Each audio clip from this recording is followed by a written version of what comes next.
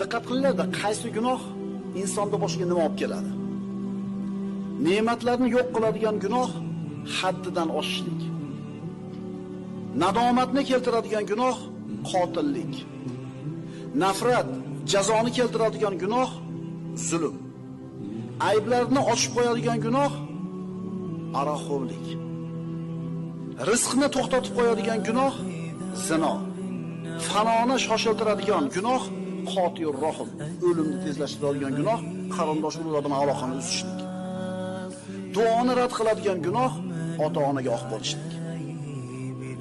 Yana u kishining hikmatlaridan agar balo ustiga balo kelayotgan bo'lsa, bu keyingi kelayotgan balo ofiyat balosi ekan.